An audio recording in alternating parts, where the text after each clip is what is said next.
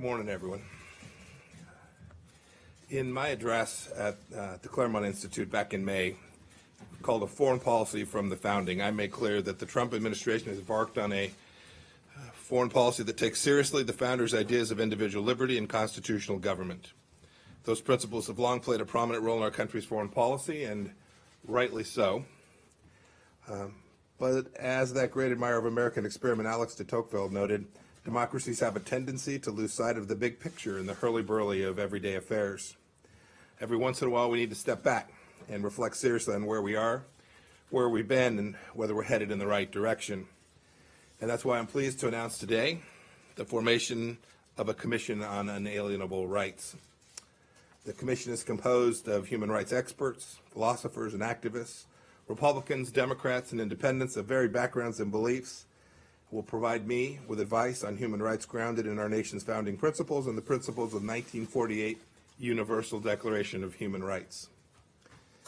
An American commitment to uphold human rights played a major role in transforming the moral landscape of the international relations after World War II, something all Americans can rightly be proud of. Under the leadership of Eleanor Roosevelt, the 1948 Universal Declaration on Human Rights ended forever the notion that nations could abuse their citizens without attracting notice or repercussions. With the indispensable support of President Ronald Reagan, a human rights revolution toppled the totalitarian regimes of the former Soviet Union. Today, the language of human rights has become the common vernacular for discussions of human freedom and dignity all around the world. And these are truly great achievements. But we should never lose sight of the warnings of Václav Havel, a hero of the late 20th century human rights movement, that words like rights can be used for good or evil. They can be rays of light in a realm of darkness, but they can also be lethal arrows.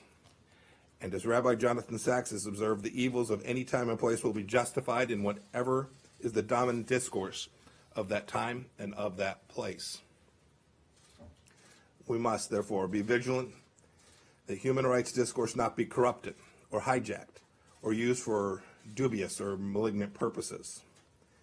It's a sad commentary on our times that more than 70 years after the Universal Declaration of Human Rights, gross violations continue throughout the world, sometimes even in the name of human rights.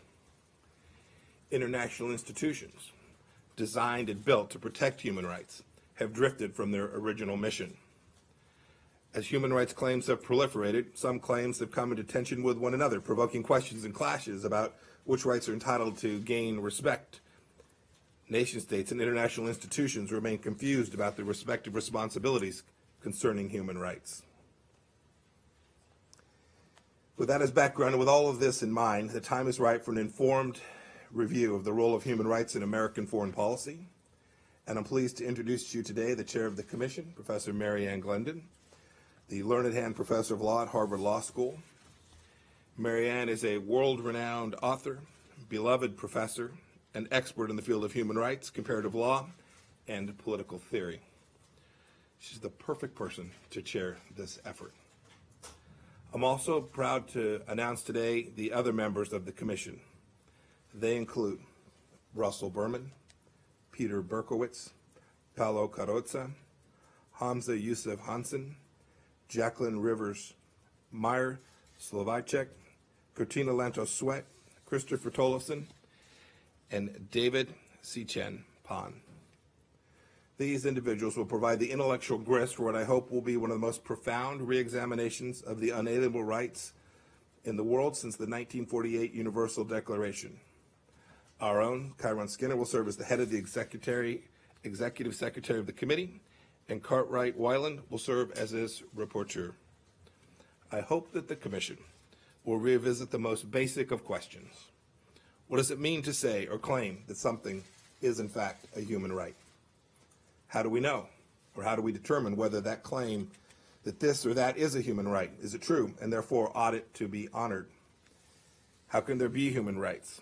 Rights we possess not as privileges we are granted or even earn, but simply by virtue of our humanity belong to us.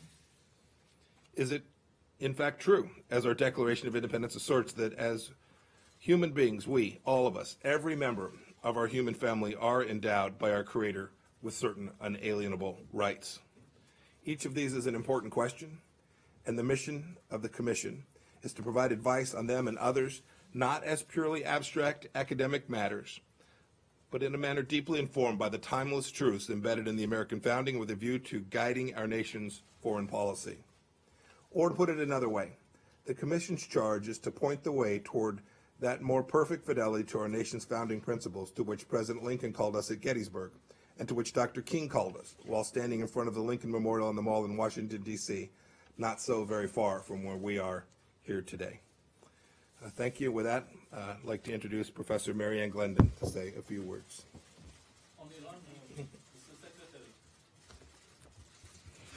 Mr. Secretary, I'm deeply grateful for the honor of chairing this new commission, and I want to thank you especially for giving a priority to human rights at this moment when basic human rights are being misunderstood by many, manipulated by many, and ignored by the world's worst human rights violators. At the same time, I understand that the mission that you have set us is a challenging one. You've asked us to work at the level of principle, not policy, and you've asked us to take our bearings from the distinctive rights tradition of the United States of America, a tradition that is grounded in the institutions without which rights would not be possible: constitutional government and the rule of law. I want to assure you, Mr. Secretary, that we will do our very best to carry out your marching orders and to do so in a way that will assist you in your difficult task of transmuting principle into policy. Thank you very much.